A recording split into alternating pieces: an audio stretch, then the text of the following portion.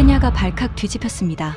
18억 달러를 쏟아부은 중국의 350km 고속도로가 폭우 사흘 만에 사라졌습니다. 78%가 진흙 속으로 무너졌습니다. 하지만 같은 폭우를 맞은 한국의 65km 도로는 멀쩡했습니다. 380억 원짜리 흙길이 2조 4천억 원짜리 고속도로를 이긴 겁니다. 도대체 무슨 일이 벌어진 걸까요? 지금부터 그 충격적인 전말을 공개합니다. 시작하기 전 구독과 좋아요, 그리고 대한민국 파이팅 댓글로 한국을 응원해주세요. 하늘이 갈라지는 줄 알았습니다. 번개가 대지를 내리치고 양동이로 퍼붓는 듯한 빗줄기가 차 앞 유리를 두드렸습니다. 와이퍼를 최대 속도로 돌려도 앞이 보이지 않았죠. 그때 제 전화기가 울렸습니다. 새벽 2시. 비서실장의 목소리가 떨리고 있었습니다. 차관님, 지금 당장 나오셔야 합니다. 도로가 무너지고 있습니다. 도로가 무너진다고요. 저는 귀를 의심했습니다. 18억 달러. 우리 돈으로 2조 4천억 원을 쏟아부은 도로입니다. 아프리카 동부 최대 규모의 인프라 프로젝트. 350km의 왕복 4차선 고속도로. 제가 직접 중국 정부와 협상하고 제 정치 생명을 걸고 밀어붙인 사업이었습니다. 무너진다니. 그럴 리가 없었습니다. 하지만 현장에 도착한 순간 저는 숨이 멎었습니다. 번개가 칠 때마다 드러나는 광경은 차라리 전쟁터에 가까웠습니다. 아스팔트가 종이장처럼 들려 올라가 있었고 군데군데 거대한 구멍이 뚫려 있었습니다. 대형 트럭 한 대가 그 구멍에 앞바퀴가 빠진 채 기울어져 있었죠. 운전석에서 피를 흘리는 운전사를 구급대원들이 끌어내고 있었습니다. 차관님, 현재 확인된 것만 이렇습니다. 도로 전체의 78%가 통행 불가 상태입니다. 78%. 350km 중 270km 이상이 한밤새 쓸려나간 겁니다. 저는 빗속에 서서 두 다리의 힘이 풀리는 걸 느꼈습니다. 비에 젖은 정장이 살갗에 달라붙었고 구두 안으로 진흙물이 스며들었습니다. 하지만 그런 건 느껴지지도 않았죠. 머릿속에는 하나의 숫자만 맴돌고 있었습니다. 18억 달러. 사흘 만에 18억 달러가 진흙 속으로 사라지고 있었습니다. 하지만 이 이야기의 진짜 충격은 따로 있었습니다. 그리고 그 충격은 바로 다음 날 아침 제 참모가 가져온 단 한 줄의 보고서에서 시작되었습니다. 과연 무슨 일이 있었을까요? 지금부터 그 이야기를 들려드리겠습니다. 저는 조셉 은디아예, 케냐 교통인프라부 차관을 22년간 역임한 사람입니다. 그리고 이것은 제가 저지른 가장 큰 실수와 그 실수가 어떻게 제 눈을 뜨게 해주었는지에 대한 이야기입니다. 5년 전으로 돌아가겠습니다. 그날은 제 인생 최고의 날이었습니다. 중국이 건설한 350km 고속도로 완공식. 행사장에는 7,000명이 넘는 사람들이 운집했습니다. 대통령이 제 손을 잡고 단상 위에서 환하게 웃었죠. 카메라 플래시가 쉴 새 없이 터졌습니다. 새까만 아스팔트가 지평선 끝까지 뻗어 있었고 햇빛을 받아 눈이 부실 정도로 반짝였습니다. 이것은 케냐의 새 시대를 여는 도로입니다. 대통령의 선언에 군중이 환호했습니다. 저는 가슴이 터질 것 같았죠. 이 순간을 위해 3년을 싸웠습니다. 반대하는 의원들을 설득하고 예산을 확보하고 중국 정부와 밤새 협상했습니다. 그 모든 노력이 결실을 맺은 것입니다. 저는 확신했습니다. 이 도로가 케냐의 미래를 바꿀 거라고. 이 도로가 제 무덤이 될 줄은 꿈에도 몰랐습니다. 이야기를 제대로 이해하려면 그보다 더 전으로 돌아가야 합니다. 케냐의 도로 사정이 얼마나 처참했는지 외국 분들은 상상하기 어려울 겁니다. 우기가 시작되면 간선도로마저 진흙탕으로 변했습니다. 10톤 트럭이 바퀴째 빠져서 이틀씩 꼼짝 못하는 건 일상이었죠. 문제는 그게 단순한 불편이 아니라 사람의 목숨과 직결된다는 것이었습니다. 농부들이 새벽부터 정성껏 수확한 채소와 과일, 시장까지 가는데 도로가 막혀 꼬박 사흘이 걸렸습니다. 냉장 시설 같은 건 꿈도 못 꾸죠. 결국 수확량의 43%가 시장에 닿기도 전에 썩어서 버려졌습니다. 한 해에 이렇게 사라지는 농산물의 가치만 8천억 원이 넘었습니다. 아이들은 더 심각했습니다. 편도 3시간. 매일 아침 무릎까지 차오르는 진흙탕을 걸어 학교에 다녔습니다. 우기에는 출석률이 35%까지 떨어졌죠. 교육부 장관이 한숨을 내쉬며 말한 적이 있습니다. 이 나라의 미래가 진흙탕에 빠져 있다고. 병원은 더 말할 것도 없었습니다. 가장 가까운 의료시설까지 평균 47km. 도로가 끊기면 응급 환자는 그대로 죽음을 기다려야 했습니다. 해마다 도로 미비로 목숨을 잃는 사람이 4,000명을 넘었습니다. 제가 차관이 된 것은 바로 이런 상황 한복판에서였습니다. 그런 제 앞에 꿈같은 제안이 나타났습니다. 중국 국영건설그룹 아프리카 총괄 천웨이고. 그가 나이로비에 제 사무실을 처음 찾아온 날을 잊을 수가 없습니다. 검은색 고급 승용차 세대가 청사 앞에 줄지어 섰고 양복을 빳빳하게 차려입은 수행원 8명이 먼저 내렸습니다. 천웨이고는 맨 마지막에 여유롭게 내렸죠. 키가 크고 체격이 좋은 남자였습니다. 눈빛에는 자신감이, 아니 정확히 말하면 오만함이 가득했습니다. 회의실에서 그가 펼쳐 보인 프레젠테이션은 화려했습니다.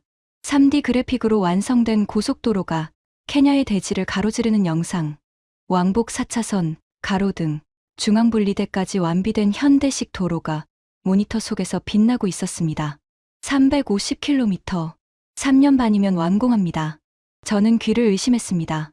350km를 3년 반이라고요. 그때까지 케냐에서 도로 50km를 건설하는데 보통 6년에서 8년이 걸렸습니다. 그의 말이 사실이라면 이건 기적이었습니다. 자금, 장비, 인력 모두 저희가 제공합니다. 케냐 정부는 아무것도 준비할 필요 없습니다. 천웨이고는 미소를 지으며 덧붙였습니다. 마치 아이에게 선물을 건네는 아버지 같은 표정이었죠. 그저 기다리시기만 하면 됩니다. 솔직히 심장이 뛰었습니다. 이런 조건을 어디서 찾을 수 있겠습니까? 우리가 할 일은 아무것도 없고 최첨단 고속도로가 3년 반 만에 뚝딱 만들어진다. 하지만 제가 몰랐던 것이 있었습니다. 첫 번째 회의가 끝난 후 천웨이고가 저를 호텔 레스토랑으로 초대했습니다. 와인을 한 잔 건네더니 무심한 듯 테이블 위에 작은 상자를 올려놓았습니다. 열어보니 스위스제 고급 시계였습니다. 제 연봉 2배는 될 법한 물건이었죠. 작은 성의입니다.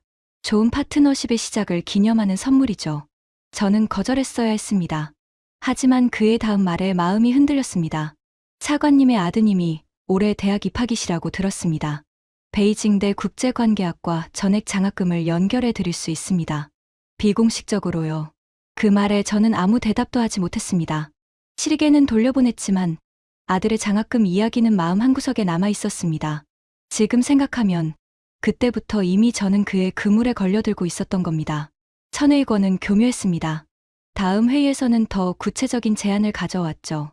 공사 감리비 명목으로 정부 담당관들에게 별도 수당을 지급하겠습니다. 물론 공식 계약서에는 포함되지 않는 항목이지만 제 부하 직원 20명에게 월급 외추가 수당이 들어간다는 의미였습니다.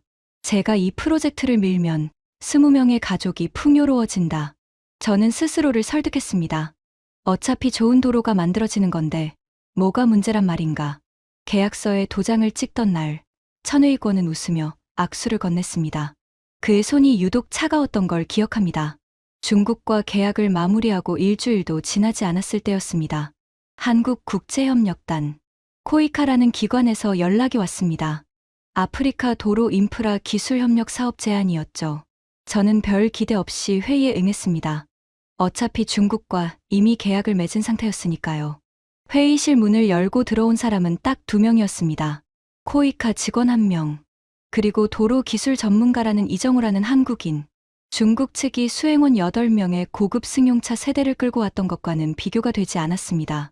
이정우라는 사람은 40 후반쯤 되어 보였는데 바렌 점퍼에 낡은 서류 가방을 들고 있었습니다. 솔직히 첫인상은 초라했습니다. 그가 꺼내든 제안서를 보는 순간 저는 눈을 비볐습니다. 65km, 8년. 중국이 350km를 3년 반에 해주겠다는데 한국은 65km에 8년이라니. 게다가 파견 인력이 겨우 8명이라고요. 실례지만 이게 진지한 제안입니까? 저는 웃음이 나오는 걸 참을 수가 없었습니다. 제 옆에 앉아있던 참모들도 서로 눈짓을 주고받았죠. 이정호가 차분하게 대답했습니다. 차관님, 저희 목표는 단순히 도로를 만드는 것이 아닙니다. 케냐 분들이 스스로 도로를 만들고 유지하고 보수할 수 있는 역량을 갖추게 하는 것입니다. 역량이요. 저는 속으로 코웃음을 쳤습니다. 이씨, 솔직하게 말씀드리겠습니다. 저는 테이블에 손을 짚고 그를 바라봤습니다. 지금 이 나라에서 아이들이 진흙탕을 걸어 학교에 갑니다. 농산물의 절반이 시장에 닿기 전에 썩어 나가요. 응급 환자가 병원에 가지 못해 죽습니다. 당장 달릴 수 있는 도로가 필요한 겁니다. 기술 이전이요? 인재 양성이요? 그건 배부른 나라에서나 하는 소리입니다. 회의실이 잠시 조용해졌습니다. 이정호의 표정이 굳었지만 그는 고개를 숙이지 않았습니다. 차관님 말씀도 충분히 이해합니다. 하지만 도로는 만드는 것으로 끝나는 게 아닙니다. 지키고 가꾸는 것이 더 8년 동안 65km를 기다리는 동안 중국은 350km를 다 만들고도 남습니다. 비교 자체가 성립이 안 되는 거 아닙니까? 저는 차갑게 말을 잘랐습니다. 그리고 옆에 있던 참모에게 눈짓을 했죠. 회의를 끝내라는 신호였습니다. 이정우는 서류 가방을 챙기며 조용히 일어났습니다. 문을 나서기 직전 그가 돌아서서 한마디를 했습니다. 차관님, 한 가지만 기억해 주십시오. 빨리 만든 도로가 오래 간다는 보장은 없습니다. 저는 그 말을 흘려보냈습니다. 그때는 그 한마디가 얼마나 정확한 예언이었는지 알 수 없었으니까요. 그 후로 저는 한국 프로젝트를 공개적으로 깎아내리기 시작했습니다. 지방 순시를 다닐 때마다 기자들 앞에서 이렇게 말했습니다. 중국은 우리에게 고속도로를 선물합니다. 한국은 삽을 들고 와서 우리 보고 직접 파라고 합니다. 여러분이라면 누구를 선택하시겠습니까? 기자들이 웃었습니다. 다음 날 신문 헤드라인이 대문짝만하게 실렸습니다. 8년에 65km 대 3년 반에 350km. 차관이 밝힌 현명한 선택. 방송에서도 토론이 벌어졌죠. 패널 전원이 중국을 지지했습니다. 저는 거기서 멈추지 않았습니다. 한국 프로젝트가 배정받은 남부 지역 의원들을 만나 이렇게 부추겼습니다. 여러분 지역에 한국이 도로를 만든다고 합니다. 8년이요, 8년. 중국이라면 같은 기간에 4배를 만들 수 있습니다.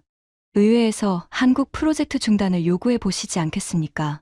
의원들은 실제로 의회에서 문제를 제기했습니다. 한국 ODA 예산 재검토를 요구하는 결의안까지 발의되었죠. 한편 한국팀은 남부 키탈레 지역에서 조용히 작업을 시작하고 있었습니다. 이정호를 포함한 한국인 기술자 8명이 케냐인 35명과 함께였습니다. 중국이 최첨단 장비를 수십 대 끌고 온 것과 달리 한국팀의 장비라고는 소형 굴삭기 2대와 다진 롤러 1대가 전부였습니다. 하루에 나아가는 거리는 고작 수십 미터. 지역 주민들 사이에서도 불만이 터져 나왔습니다. 도대체 언제 완성되는 건지 모르겠다. 이게 도로 공사야 달팽이 산책이야. 어느 날 현장 근처 마을 주민 몇 명이 한국팀 작업 현장에 찾아가 항의를 했습니다. 고함을 지르고 작업 도구를 건드렸습니다. 그 과정에서 누군가 던진 돌멩이가 이정호의 어깨를 맞췄습니다. 보고를 받고도 저는 아무 조치를 취하지 않았습니다. 오히려 속으로 생각했죠. 주민들도 답을 아는 거 아닌가. 한국 방식은 이 나라에 맞지 않는다고. 그로부터 며칠 후 중국 도로 건설 현장에서 또 하나의 사건이 벌어졌습니다. 공사장 근처 마을의 지하수가 오염된 겁니다.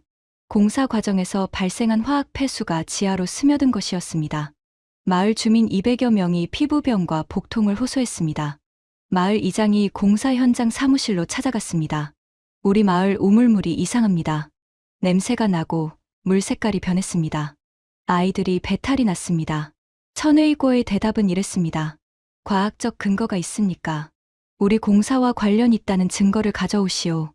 없다면 공사는 예정대로 진행됩니다. 이장이 항의의 목소리를 높이자 천회의고는 한술 더 떴습니다.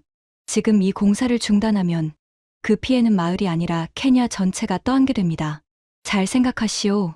사실상 협박이었습니다. 이장은 고개를 떨군 채 돌아갔습니다. 이 소식이 제 귀에 들어왔을 때 저는 어떻게 했을까요? 아무것도 하지 않았습니다. 도로가 완성되면 다 해결될 거라고. 몇몇 마을의 불편은 전체의 발전을 위해 감수해야 하는 것이라고. 저는 그렇게 스스로를 합리화했습니다. 그때 이정호가 뭘 하고 있었는지 저는 한참 뒤에야 알게 되었습니다. 그는 오염된 마을을 직접 찾아갔습니다. 한국팀 소속도 아닌 자기 프로젝트 지역도 아닌 곳에 말입니다. 수질 검사 키트를 가져가 우물물을 분석하고 간이 정수시설 설치를 도왔습니다. 자기 프로젝트 예산에서요. 마을 사람들이 물었다고 합니다. 왜 당신이 이걸 합니까? 이건 당신 일이 아니잖아요. 이정호의 대답은 짧았습니다. 같은 땅에서 일하는 사람이니까요. 하지만 그 이야기는 한참 뒤에야 제 귀에 들어왔고 그때의 저는 그런 것에 관심이 없었습니다. 제 머릿속에는 오직 하나, 350km 고속도로의 완공만이 가득했으니까요. 중국의 속도는 정말 경이로웠습니다. 4,500명의 중국인 노동자가 아침 6시부터 밤 11시까지 17시간 연속으로 작업했습니다. 때로는 24시간 교대 체제로 돌아갔죠. 하루에 깔리는 아스팔트가 1km를 넘었습니다. 저는 매주 현장을 방문하며 감탄했습니다. 검은 아스팔트가 끝없이 뻗어나가는 모습은 그 자체로 장관이었습니다. 이것이 케냐의 미래다. 저는 그렇게 믿어 의심치 않았습니다. 하지만 한 가지 신경 쓰이는 것이 있었습니다. 케냐인의 고용 문제였습니다. 4,500명의 건설 인력 중 케냐인은 단 120명. 그것도 경비원이나 청소부 같은 단순직이었습니다. 현지 건설사에서 5년간 경력을 쌓은 한 기술자가 현장 사무실을 찾아가 참여를 요청했지만 돌아온 건 차가운 거절이었습니다. 우리는 자체 완결형 조직입니다. 외부 인력은 필요 없습니다. 기술 이전은 더 철저하게 차단되었습니다. 케냐 토목공학과 대학원생들이 현장 실습 기회를 요청했지만 천의권은 단칼에 잘랐습니다. 기업 기밀 보호를 위해 외부인 출입을 금합니다. 케냐에서 쉽게 구할 수 있는 자재가 있는데도 모든 콘크리트와 아스팔트, 철근은 중국 본토에서 배로 운반해 왔습니다. 이유는 단 하나, 품질의 통일성이라는 명목이었습니다. 결국 이 도로 프로젝트에서 케냐가 얻은 것은 도로뿐이었습니다. 기술도, 경험도, 인재도 남지 않았죠. 하지만 저는 그것도 괜찮다고 생각했습니다. 도로만 있으면 되는 거 아닌가. 기술 같은 건 나중에 생각해도 늦지 않다. 이것이 제가 저지른 첫 번째 실수였습니다. 그리고 곧 두 번째 실수가 이어지게 됩니다. 350km의 번쩍이는 고속도로 뒤편에서 이미 시한폭탄의 초침은 째깍째깍 돌아가고 있었습니다. 3년 반이 지났습니다. 천웨이고의 약속은 정확히 지켜졌습니다. 350km의 고속도로가 예정대로 완공된 것입니다. 완공식 날, 저는 새벽 4시에 일어나 양복을 3번이나 갈아입었습니다. 거울 앞에 서서 넥타이를 고쳐매며 중얼거렸죠. 오늘이 내 인생의 정점이다. 그 예감은 틀리지 않았습니다. 아니, 정확히 말하면 정점이 맞긴 했습니다. 다만 그 뒤에 낭떠러지가 있을 줄은 몰랐을 뿐이죠. 행사장에는 아침 일찍부터 사람들이 몰려들었습니다. 7,000명이 넘는 인파. 대통령 전용 헬기가 착륙하자 군중이 환호했습니다. 대통령은 검은색 아스팔트 위를 걸으며 만족스러운 표정을 지었고 제 어깨를 두드리며 말했습니다. 은디아의 차관, 당신이 해냈소. 케냐가 당신에게 빚을 졌습니다. 그 순간 카메라 셔터가 수백 번 터졌습니다. 다음 날 모든 신문 일면에 대통령과 제가 나란히 서 있는 사진이 실렸죠. 저는 하룻밤 사이에 국민 영웅이 되었습니다. 천웨이고도 단상에 올랐습니다. 늘 그렇듯 자신만만한 미소를 띠고 있었죠. 이것은 중국과 케냐의 우정이 낳은 걸작입니다. 아프리카의 발전을 위한 중국의 헌신은 앞으로도 계속될 것입니다. 번쩍이는 왕복 4차선 도로, 깔끔한 가로등, 눈부신 중앙분리대, 도로 양쪽으로 배수구까지 완비되어 있었습니다. 적어도 겉보기에는 완벽했습니다. 완공식이 끝난 뒤 천웨이고가 저를 따로 불렀습니다. 샴페인을 건네며 조용히 말했죠. 아드님, 베이징대 잘 다니고 있습니까? 그 한마디에 저는 등골이 서늘해졌습니다. 부드러운 미소 뒤에 숨겨진 메시지를 읽을 수 있었으니까요. 잊지 마시오. 우리는 연결되어 있다. 저는 샴페인을 한 모금 마시며 고개를 끄덕였습니다. 그때의 저는 아직 그의 소나귀에서 벗어날 생각을 하지 못하고 있었습니다. 그 무렵 남부 키탈레에서 한국팀은 어디까지 진행했을까요? 3년 반 동안 완성한 거리, 고작 28km, 350km 대 28km. 이 숫자가 모든 걸 말해주고 있었습니다. 언론은 한국 프로젝트를 볼 때마다 조롱을 멈추지 않았죠. 한국팀, 오늘도 달팽이 행진 중. 한 방송에서는 아예 타이머를 걸어놓고 실시간으로 중국 도로와 한국 도로의 진행 속도를 비교하는 코너를 만들었습니다. 스튜디오 패널들이 깔깔대며 웃었죠. 저도 그 방송을 보며 웃었습니다. 마음 편하게 웃을 수 있었던 마지막 순간이었습니다. 완공 후 18개월이 지났습니다. 처음에는 사소한 불만이었습니다. 장거리 트럭 운전사들이 하나둘 이상한 점을 지적하기 시작한 거죠. 이 구간 지날 때마다 차체가 미세하게 떨려요. 타이어 문제인가 싶어서 정비소에 갔는데 차엔 아무 이상이 없다고 하더라고요. 저는 대수롭지 않게 넘겼습니다. 새 도로에 차가 적응하는 과정이겠거니 했죠. 하지만 한 달 뒤 보고서가 올라왔습니다. 도로 표면에 미세한 균열이 발생하고 있다는 내용이었습니다. 사진을 보니 머리카락보다 가느다란 금이 아스팔트 위를 거미줄처럼 퍼져 있었습니다. 이 정도면 정상적인 마모 범위 아닙니까? 저는 담당자에게 되물었습니다. 담당자는 고개를 갸웃하며 대답했죠. 보통 이런 균열은 5년에서 7년 사이에 나타납니다. 18개월 만에 이 정도라면 솔직히 좀 빠릅니다. 빠르다. 그 단어가 마음에 걸렸지만 저는 무시하기로 했습니다. 350km짜리 도로에 실금 몇 개쯤이야. 대수롭지 않다고. 하지만 균열은 점점 커졌습니다. 2달 뒤에는 손가락이 들어갈 만큼 벌어진 곳이 나타났습니다. 3달 뒤에는 아스팔트 표면이 물결치듯 울퉁불퉁해진 구간이 발견됐습니다. 화물차 운전사들이 그 구간을 지날 때면 짐이 흔들려 화물이 떨어지는 사고가 잦아졌습니다. 저는 더 이상 무시할 수 없었습니다. 중국 건설사에 공식 유지보수를 요청했습니다. 당연히 보증 기간 내임으로 무상으로 처리될 거라 생각했죠. 천웨이고에게서 답장이 왔습니다. 그런데 전화기를 든 순간 그의 목소리가 예전과 달랐습니다. 부드럽고 다정했던 톤은 사라지고 사무적이고 차가운 목소리였습니다. 차관님, 안타깝게도 보증 기간은 이미 종료되었습니다. 무슨 소리입니까? 완공된 지 18개월밖에 안 됐는데. 계약서를 다시 확인해 보시기 바랍니다. 보증 기간은 완공일로부터 12개월입니다. 12개월이라고요. 저는 급히 계약서를 꺼냈습니다. 수백 페이지에 달하는 분량이었습니다. 영어 본문은 알고 있었지만 문제는 부속 조항이었습니다. 중국어로 작성된 소인수의 부속 합의서. 그 안에 보증 기간 12개월이 명시되어 있었습니다. 그뿐이 아니었습니다. 차관 이자율. 본 계약서 영어 버전에는 양국 협의에 따른 이자율 적용이라고만 되어 있었는데 중국어 부속 합의서에는 구체적인 숫자가 적혀 있었습니다. 연 7.2%. 국제개발 차관의 평균 이자율이 2%대인 것을 감안하면 이건 고리대금이나 다름없었습니다. 18억 달러의 7.2%면 이자만 해마다 1억 3천만 달러. 우리 돈으로 1,700억 원이 넘는 금액이 매년 중국으로 빠져나가는 것이었습니다. 손이 떨렸습니다. 서류를 잡고 있던 손가락에 힘이 풀렸습니다. 보수 작업을 원하신다면 별도 계약이 필요합니다. 견적을 보내드리겠습니다. 이틀 뒤 도착한 견적서를 보고 저는 의자에서 일어나지 못했습니다. 1차 보수 비용. 건설비의 30%. 5,400억 원. 그것도 1년치 보수 비용이었습니다. 이건 강도짓 아닙니까? 저는 전화기를 들고 소리쳤습니다. 천웨이고의 대답은 냉담했습니다. 계약은 계약입니다, 차관님. 그리고 한 가지 더 알려드리자면 현재 상환이 지연되고 있는 차관 원리금 건도 있습니다. 이 부분이 해결되지 않으면 추가 협력은 어렵습니다. 그가 부드럽게 덧붙였습니다. 아, 혹시 모르시는 건 아니겠지만 계약서 47조에 따르면 원리금 상환이 24개월 이상 지연될 경우 도로 시설물에 대한 우선 처분권이 저희에게 있습니다. 쉽게 말하면 철거권이죠. 전화를 끊고 한참 동안 움직일 수가 없었습니다.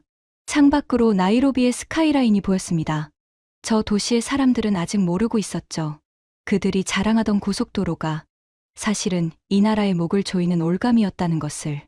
그때 처음으로 이정우의 얼굴이 떠올랐습니다. 빨리 만든 도로가 오래 간다는 보장은 없습니다. 그가 회의실을 나가며 했던 말. 저는 그 말을 비웃었습니다. 코웃음을 쳤습니다. 그런데 지금 그 한마디가 가슴 한복판에 모처럼 박혀 있었습니다. 균열 문제가 터진 바로 그 시점에 남부에서 이상한 소문이 돌기 시작했습니다. 한국 팀이 만든 도로 주변 마을에서 뭔가 다른 일이 벌어지고 있다는 겁니다. 저는 처음에 귀담아 듣지 않았습니다. 한국이 뭘 한다고 28km짜리 흙길이 무슨 대단한 일을 해내겠습니까? 하지만 제 밑에서 일하는 젊은 부하 직원 와이나이나가 어느 날 보고서를 들고 왔습니다. 차관님, 키탈레 지역에 직접 다녀왔습니다. 한번 보시겠습니까? 귀찮았지만 받아들었습니다. 그런데 보고서의 내용이 묘했습니다. 한국 팀은 도로를 만들고 있는 게 아니었습니다. 정확히 말하면 도로를 만드는 법을 가르치고 있었습니다. 이정호가 이끄는 팀은 케냐 기술자 35명에게 매일 교육을 실시하고 있었습니다. 아침 7시에 모여 체조를 하고 안전 점검표를 하나하나 확인한 뒤 작업에 들어갔습니다. 마치 군대처럼 일사불란했다고 Y9는 말했습니다. 하지만 저를 진짜로 멈추게 한 것은 다른 부분이었습니다. 한국 팀은 도로를 아스팔트로 깔지 않았습니다. 대신 현지에서 쉽게 구할 수 있는 붉은 흙과 자갈을 이용해 30cm 높이로 토대를 쌓아 올리는 방식을 사용하고 있었습니다. 특별한 장비도 비싼 수입 자재도 필요 없었습니다. 그리고 무엇보다 마을 주민들이 직접 참여하고 있었습니다. 이런 걸로 도로가 됩니까? 저는 코웃음을 치며 보고서를 내려놓았습니다. 차관님, 한 가지 더 있습니다. Y9가 조심스럽게 말했습니다. 이정우 씨가 케냐 기술자 20명을 한국에 데려가 연수를 시켰습니다. 2주간요. 돌아온 사람들이 완전히 달라져 있었다고 합니다. 달라져 있었다니 뭐가? 한국의 도로 관리 시스템을 보고 온 거예요.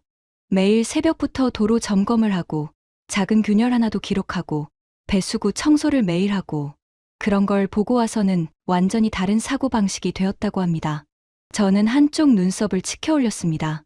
배수구 청소라니, 도로 점검이라니. 우리에게 필요한 건 당장 350km짜리 고속도로지 배수구 청소 기술이 아니라고. 하지만 Y9는 물러서지 않았습니다. 차관님, 한 가지만 더 말씀드려도 됩니까? 연수를 다녀온 기술자 중에 음원기라는 청년이 있습니다. 28살이에요. 이 친구가 한국에서 배운 것을 토대로 마을 주민들에게 도로 보수 방법을 가르치기 시작했습니다. 지금 키탈레 주변 3개 마을에서 주민들이 자발적으로 도로를 관리하고 있습니다. 비용은 거의 들지 않습니다. 저는 잠시 멈칫했습니다. 하지만 곧 고개를 저었죠. Y9아, 지금 우리가 신경 쓸 건 350km 고속도로의 균열 문제야. 65km짜리 흙길은 나중에 생각하자고. Y9는 입을 다물었습니다. 하지만 그의 눈빛에는 뭔가 말하고 싶은 것이 남아 있었습니다. 그때 제가 그 눈빛을 좀 더 주의 깊게 봤더라면 아마 다음에 벌어진 일들이 그렇게까지 충격적이지는 않았을 겁니다. 그 사이에 중국 도로의 상황은 갈수록 악화되고 있었습니다. 균열이 처음 발견된 넉 달 만에 도로 곳곳에서 함몰이 시작됐습니다.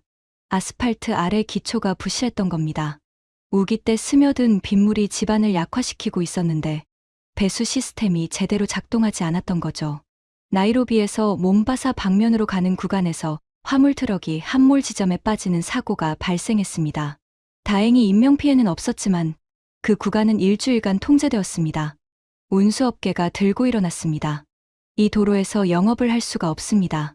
차축이 나가고 타이어가 터지고 짐이 흔들려 파손됩니다. 도로세를 내는데 이게 도로입니까?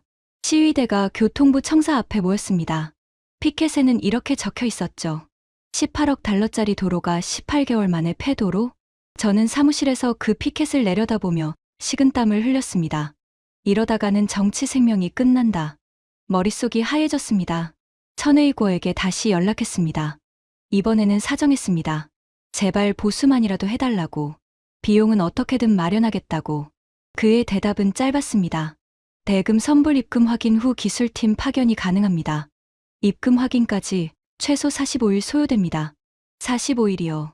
도로가 매일 무너지고 있는데 45일을 기다리라고요. 그리고 차관님. 그가 목소리를 낮췄습니다. 자꾸 언론에 우리 도로 품질 문제가 나오는데 좀 관리해 주셨으면 합니다. 서로 좋지 않잖습니까? 관리하라고요. 도로가 무너지는 걸 입막음하라는 겁니까? 아드님 학교 문제도 있고 하니 서로 좋은 관계를 유지하는 게 좋지 않겠습니까? 전화를 끊은 뒤 저는 책상 위에 이마를 대고 한참을 움직이지 못했습니다.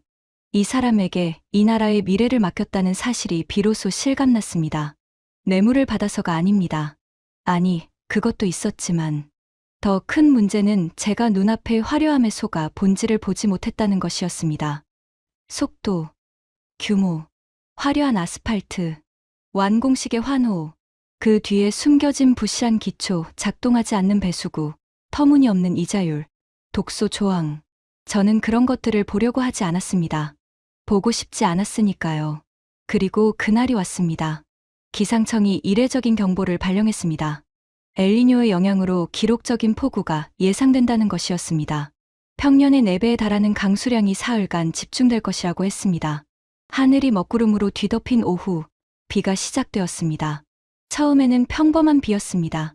하지만 밤이 되자 상황이 달라졌습니다. 빗줄기가 굵어지더니 자정 무렵에는 1m 앞도 보이지 않을 정도가 되었습니다. 천둥이 밤하늘을 찢었고 번개가 대지를 내리쳤습니다. 새벽 2시, 제 전화기가 울렸습니다. 차관님, 지금 당장 나오셔야 합니다. 도로가 무너지고 있습니다. 비서실장의 목소리는 비명에 가까웠습니다.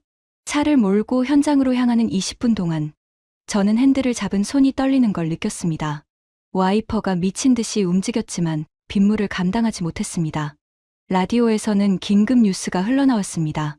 나이로비 몬바사 간 고속도로에서 대규모 도로 붕괴가 보고되고 있습니다. 현재까지 확인된 것만 최소 3곳에서 싱크홀이 발생했으며 대형 차량 여러 대가 고립된 것으로 알려졌습니다. 현장에 도착했을 때 저는 차에서 내리지 못했습니다. 번개가 하늘을 가를 때마다 드러나는 광경이 믿기지 않았기 때문입니다. 아스팔트가 거대한 파도처럼 들어 올려져 있었습니다. 어떤 구간은 통째로 밀려나가 도로 옆 농경지에 처박혀 있었습니다. 곳곳에 뚫린 싱크홀은 지름이 5m가 넘는 것도 있었습니다. 대형 트럭 3대가 그 구멍에 앞바퀴가 빠진 채 기울어져 있었고 한 트럭의 운전석에서는 구급대원들이 부상자를 꺼내고 있었습니다. 비서실장이 우산도 없이 뛰어와 보고했습니다. 현재까지 파악된 피해 상황입니다. 싱크홀 47곳, 아스팔트 완전 유실 구간 89km, 부분 손상 구간 184km, 통행 가능 구간은 전체의 22%에 불과합니다. 22%, 78%가 하룻밤 만에 날아간 겁니다. 저는 빗속에 서서 그 광경을 바라봤습니다. 3년 반 동안 4,500명이 매일 17시간씩 쌓아 올린 도로가 18억 달러, 우리 돈 2조 4천억 원이 투입된 아프리카 최대 규모의 인프라가 사흘간의 비에 진흙 속으로 사라지고 있었습니다. 구두 안으로 진흙물이 스며들었습니다. 정장이 비에 젖어 살갗에 달라붙었습니다. 하지만 그런 건 느껴지지 않았습니다. 나는 이 나라에 무슨 짓을 한 거지. 다리에서 힘이 빠졌습니다. 누군가 부축하지 않았다면 진흙탕에 주저앉았을 겁니다. 천의고에게 전화를 걸었습니다. 긴급 복구 지원을 요청하기 위해서였죠. 신호음이 5번 울린 뒤 연결되었습니다. 상황은 인지하고 있습니다. 그의 목소리는 놀라울 정도로 침착했습니다. 긴급 복구팀을 보내주십시오. 지금 당장요. 잠시 침묵이 흘렀습니다. 그리고 그가 말했습니다. 복구 작업은 별도 긴급 계약이 필요합니다. 긴급 할증이 붙어서 대략 건설비의 45% 정도로 보시면 됩니다. 물론 선불이고요. 건설비의 45%, 8천억 원이 넘는 금액이었습니다. 지금 사람이 다치고 있습니다. 트럭이 싱크홀에 빠져 있어요. 이게 돈 타령할 때입니까? 차관님, 저도 안타깝습니다. 하지만 비즈니스는 비즈니스입니다. 저희도 본사 승인 없이는 움직일 수 없습니다. 당신들이 부실하게 지어서 이렇게 된 겁니다. 책임을 져야지. 그 순간 천의고의 목소리가 싸늘하게 변했습니다. 완공식 때 미소를 띠던 그 사람과 같은 사람이라고는 믿기 어려울 정도였습니다. 차관님, 감정적으로 나오시면 곤란합니다. 계약서대로 이행하는 것뿐입니다. 그리고 다시 한번 말씀드리지만 원리금 상환 지연건이 해결되지 않으면 시설물 처분권 조항이 발동됩니다. 쉽게 말해서 남아있는 도로 시설물을 저희가 철거할 권리가 있다는 뜻입니다. 도로가 무너지고 있는데 남은 것마저 철거하겠다고요. 돈을 내든지 아니면 남은 도로도 가져가겠다. 그런 말입니까? 계약서에 명시된 권리를 말씀드리는 것뿐입니다. 전화를 끊고 빗속에 서 있었습니다.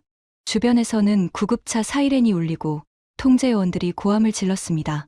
번개가 칠 때마다 무너진 도로의 참상이 한 장의 사진처럼 눈에 들어왔습니다.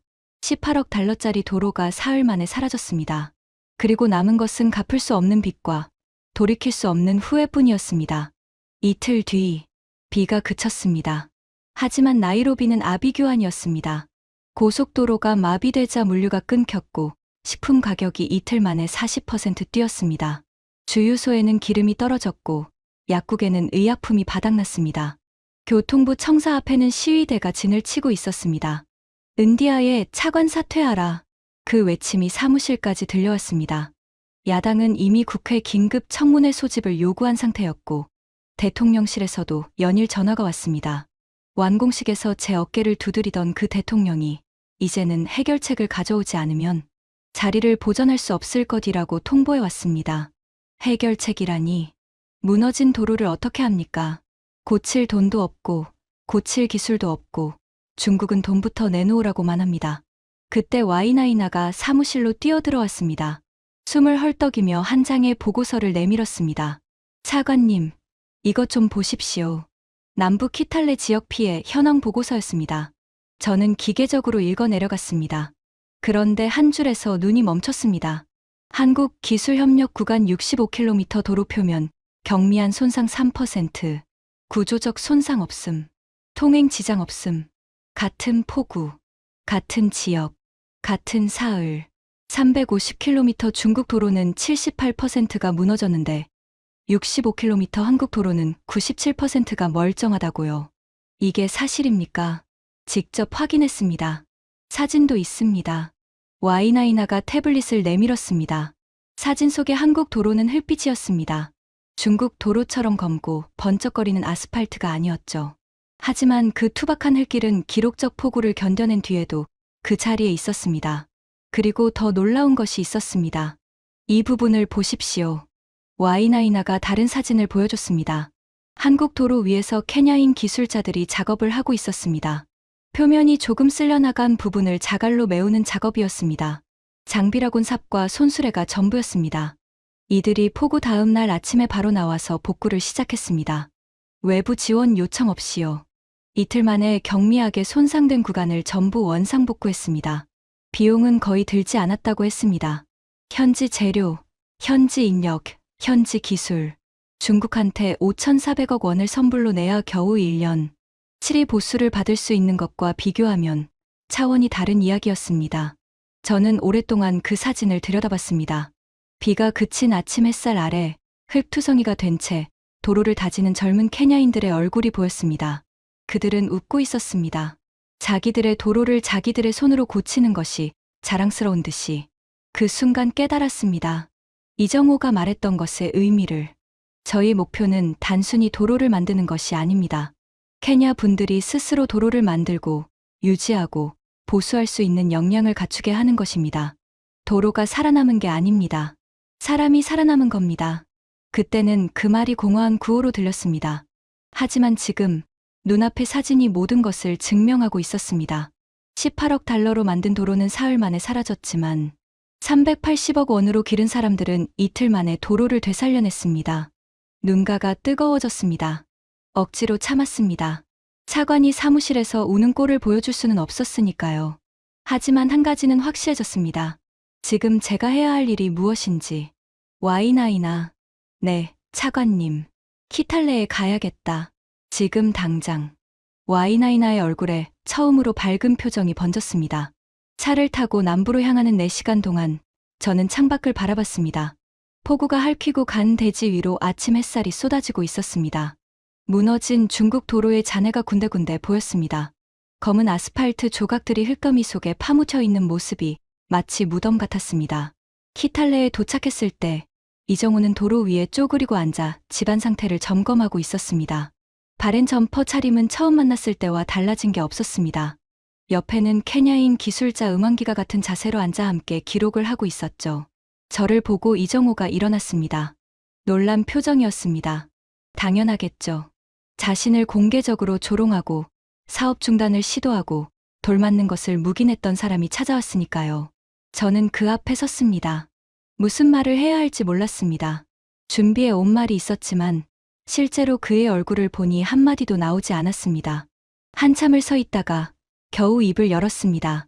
이씨, 제가 틀렸습니다. 그 한마디가 전부였습니다. 더 말하려고 했지만 목이 메어 소리가 나오지 않았습니다. 이정우는 잠시 저를 바라보다가 조용히 고개를 끄덕였습니다. 그리고 말했습니다. 차관님, 지금부터 시작하면 됩니다. 그 짧은 한마디가 제 가슴을 후벼 팠습니다. 자신을 조롱하고 방해했던 사람에게 원망도 추궁도 없이 지금부터 시작하면 된다고. 그날 저녁 이정우와 음원기 그리고 케냐인 기술자들과 함께 간이 텐트 아래에서 회의를 했습니다. 파손된 중국 도로 구간을 한국 방식으로 복구하는 것이 가능한지에 대한 논의였습니다. 음원기가 자신 있게 말했습니다. 가능합니다. 제가 키운 기술자들이 현재 120명입니다. 자재도 현지 조달이 가능합니다. 3개월이면 주요 구간 복구가 가능합니다. 120명이요. 처음 35명에서 시작해서 기술을 배운 사람들이 또 다른 사람들을 가르쳐 120명이 된 겁니다. 씨앗이 싹을 틔우고 그 싹이 또 다른 씨앗을 뿌린 거죠. 비용은 얼마나 듭니까? 중국에 지불할 보수 비용의 50분의 1이면 충분합니다. 50분의 1점, 가슴이 먹먹해졌습니다. 5,400억 원 대 100억 원 남짓. 그리고 중국 방식은 또 무너질 테지만 이 방식은 마을 주민들이 스스로 유지할 수 있습니다. 저는 그 자리에서 결심했습니다. 이 방식을 전국으로 확대하겠다고. 그리고 그러려면 먼저 해야 할 일이 있었습니다. 국회에 가서 제 잘못을 인정하는 것이었습니다. 국회 청문회장은 전쟁터 같았습니다. 300석 규모의 본회의장이 빈자리 없이 꽉 찼습니다. 방청석에는 기자들이 빼곡했고 카메라 수십 대가 저를 향해 있었습니다. 생중계되고 있었죠. 케냐 전역이 지켜보고 있었습니다. 야당 대표가 먼저 포문을 열었습니다. 은디아의 차관, 18억 달러입니다.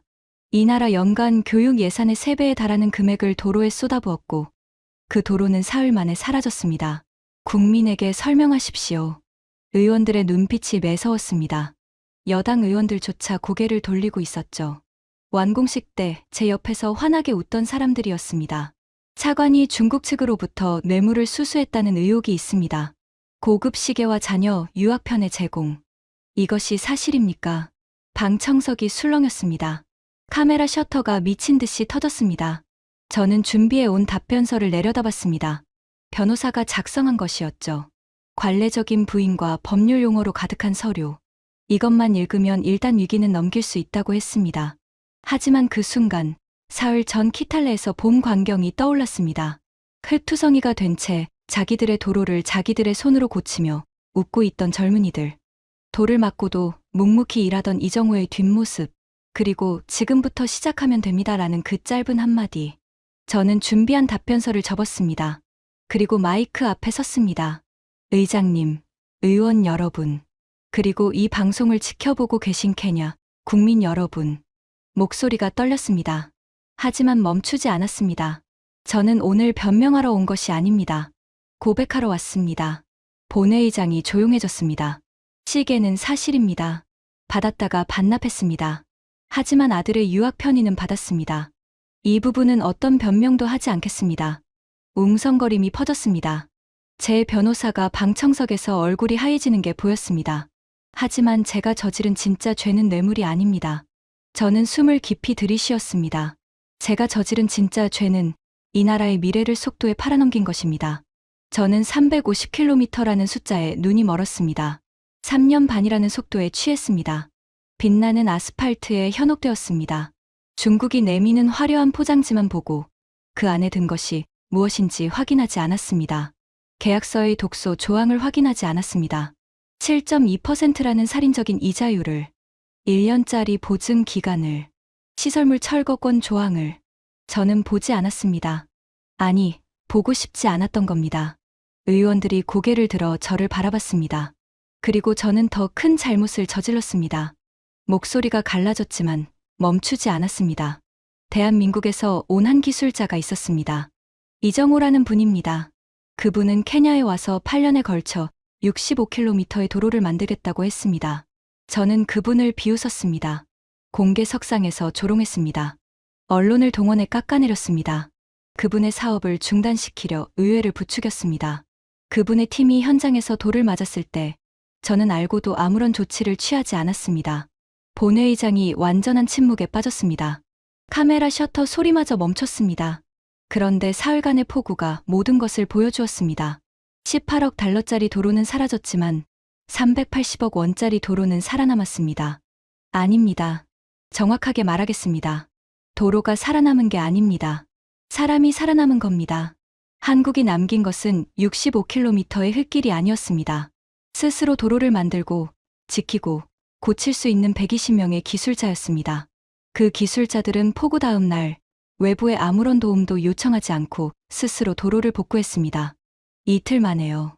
비용은 거의 들지 않았습니다. 반면 중국에 보수를 요청하면 5,400억 원입니다. 선불로요. 그것도 1년치입니다. 야당 의원 하나가 탄식했습니다. 여당 의원들의 표정도 무거웠죠. 저는 속도를 선택했습니다. 한국은 사람을 선택했습니다. 그 결과가 어떻게 됐는지 지금 이 나라 전체가 겪고 있습니다. 저는 마지막으로 말했습니다. 의원 여러분, 저희 처벌은 여러분의 판단에 맡기겠습니다. 하지만 한 가지만 부탁드리겠습니다. 한국의 방식을 전국으로 확대해 주십시오. 빚을 갚는데 수십 년이 걸리겠지만 사람을 키우면 길이 보입니다. 그것이 제가 뒤늦게 깨달은 진실입니다. 단상에서 내려오는데 다리가 후들거렸습니다. 변호사가 뛰어와 팔을 잡았습니다. 미쳤습니까? 왜 전부 인정한 겁니까? 저는 대답하지 않았습니다. 하지만 마음은 오히려 가벼웠습니다. 5년간 짊어지고 있던 짐을 내려놓은 기분이었습니다. 청문회 이후 케냐 국민들의 반응은 제 예상과 달랐습니다. 물론 비난도 있었습니다. 사퇴 요구도 거셌죠. 하지만 동시에 솔직하게 잘못을 인정한 것에 대한 존중의 목소리도 적지 않았습니다. SNS에서는 은디아의 차관의 눈물이라는 해시태그가 퍼졌고 청문회 발언 영상은 이틀 만에 300만 회 조회를 넘겼습니다. 그리고 무엇보다 한국 도로 방식에 대한 관심이 폭발적으로 늘어났습니다. 일주일 뒤 국회는 한국형 도로 기술협력 전국 확대안을 압도적 표결로 통과시켰습니다. 찬성 247표, 반대 18표. 야당 의원들조차 찬성표를 던졌습니다. 이 소식은 아프리카를 넘어 세계로 퍼졌습니다.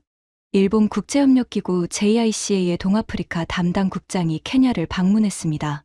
3일간 키탈레 현장을 시찰한 후 기자회견에서 이렇게 말했습니다. 일본도 기술 이전 방식의 ODA를 오랜 기간 시행해 왔습니다. 하지만 솔직히 말씀드리겠습니다. 한국이 케냐에서 이뤄낸 성과는 우리의 예상을 뛰어넘는 것이었습니다. 현지화 수준, 주민 참여도, 기술 전파 속도, 모든 면에서 한국의 접근법이 한 단계 앞서 있었습니다. 일본이 한국의 ODA를 인정한 겁니다. 이 발언은 국제개발협력업계에 적잖은 파문을 일으켰습니다. 그리고 석 달 뒤 더 큰 뉴스가 터졌습니다. 세계은행 아프리카 인프라 평가단이 케냐를 공식 방문하고 350페이지 분량의 보고서를 발표한 것입니다. 보고서의 결론은 이랬습니다. 한국형 기술 협력 모델은 아프리카 인프라 개발의 새로운 표준이 될 수 있다. 속도와 규모가 아닌 지속 가능성과 현지, 역량 강화에 초점을 맞춘 이 모델을 아프리카 전역에 확산할 것을 권고한다. 세계은행의 공식 권고. 이것은 한국의 ODA 철학이 국제사회에서 인정받는 역사적인 순간이었습니다. 한편 천일권은 어떻게 되었을까요? 청문회에서 제 발언이 나간 직후 케냐 검찰이 중국 건설사에 대한 수사에 착수했습니다. 계약서 독소 조항, 뇌물 의혹, 환경 오염 방치 혐의였습니다. 천일권은 수사 개시 이틀 전에 이미 나이로비를 떠난 뒤였습니다. 그가 남긴 것은 무너진 도로, 갚을 수 없는 빚, 그리고 오염된 마을의 우물이었습니다. 저는 그에게 마지막으로 문자를 보냈습니다. 당신이 남긴 건 도로가 아니라 상처였소. 읽음 표시는 떴지만 답장은 없었습니다. 그로부터 12년이 지났습니다. 지금 이 이야기를 하는 저는 이미 공직에서 물러난 사람입니다. 청문회 이후 차관직에서 사임했고 한동안 세상의 시선이 두려워 집 밖을 나서지 못했습니다. 하지만 시간이 지나면서 한 가지 일에 매달리게 되었습니다. 한국형 도로 기술의 보급을 돕는 일이었습니다. 제가 망가뜨린 것을 조금이라도 바로잡고 싶었으니까요. 그 사이 케냐에서는 놀라운 일들이 벌어졌습니다. 키탈레에서 이정호에게 처음 기술을 배운 35명 중 한 명이었던 음원기. 28살이었던 그 청년은 한국식 도로 건설 기술을 익힌 뒤 소규모 건설 회사를 창업했습니다. 직원 5명으로 시작한 회사였습니다. 처지른 마을 도로 보수였죠. 주민들과 힘을 합쳐 2주 만에 15km의 도로를 복구했습니다. 그 소문이 퍼지면서 주변 마을에서 의뢰가 들어오기 시작했습니다. 1년 뒤 직원은 15명으로 늘었고 3년 뒤에는 45명, 5년 뒤에는 120명이 되었습니다. 매출은 첫 해 3억 원에서 5년 만에 85억 원으로 뛰었습니다. 하지만 진짜 놀라운 것은 따로 있었습니다. 음원기의 회사에서 기술을 배운 사람들이 또 다른 회사를 만들기 시작한 겁니다. 한 명이 10명을 가르치고 그 10명이 또 100명을 가르쳤습니다. 씨앗이 싹을 틔우고 그 싹이 열매를 맺고 그 열매에서 또 씨앗이 나오는 순환이 시작된 것이죠. 그리고 이 기술은 케냐의 국경을 넘었습니다. 르완다가 먼저였습니다. 케냐의 기술을 가르쳐 달라는 공식 요청이 왔습니다. 음왕기와 동료 기술자들이 루안다의 젊은이들에게 기술을 전수했습니다. 이어서 우간다, 에티오피아, 탄자니아에서 요청이 들어왔습니다. 남미 볼리비아의 산악지대에서도 연락이 왔습니다.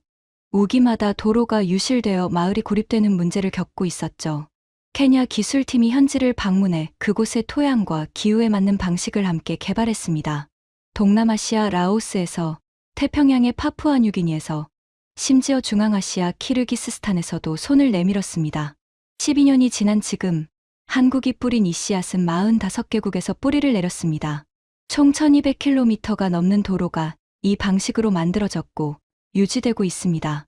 하지만 숫자보다 중요한 것이 있습니다. 15만 명. 15만 명의 젊은이들이 이 기술을 배워 자립적인 삶을 시작했습니다. 실업률이 높은 아프리카에서 자기 손에 기술을 가진 사람은 가족을 먹여 살릴 수 있습니다. 15만 명 한 사람 한 사람에게 평균 5명의 가족이 있다면 75만 명의 삶이 바뀐 것입니다. 그리고 그들이 건설하고 관리하는 도로를 이용하는 사람들은 수백만 명에 달합니다. 농산물을 시장에 내다 팔 수 있게 된 농부, 학교에 걸어서 갈 수 있게 된 아이들, 병원에 제때 도착할 수 있게 된 환자들, 도로 하나가 바꾼 삶들입니다. 지난달 저는 이정우 씨를 다시 만났습니다. 그는 코이카를 정년퇴임한 뒤에도 아프리카를 떠나지 않았습니다.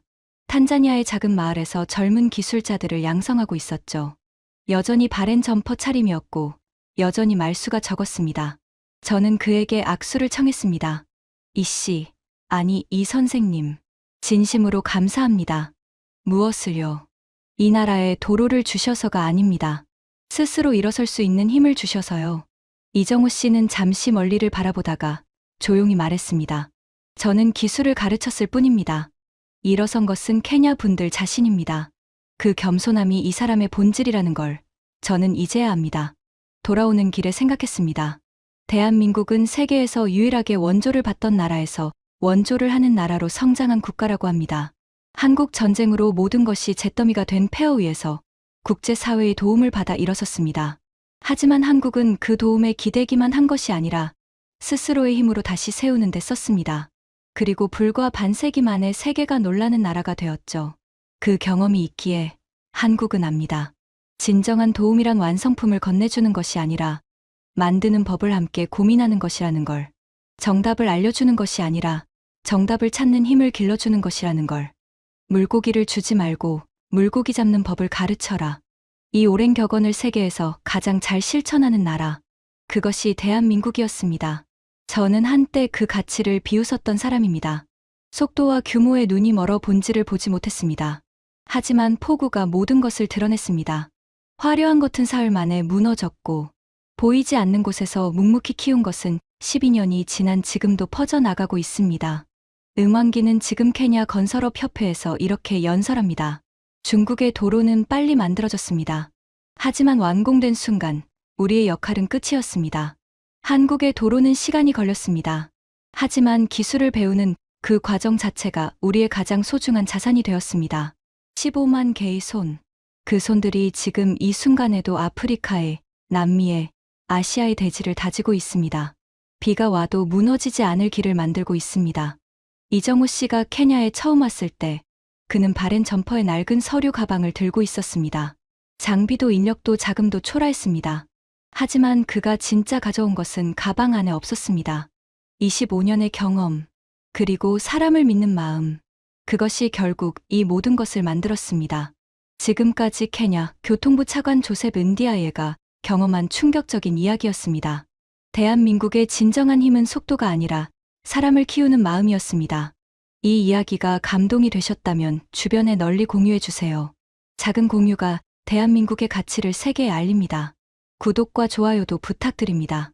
지금까지 터칭 스토리였습니다. 감사합니다.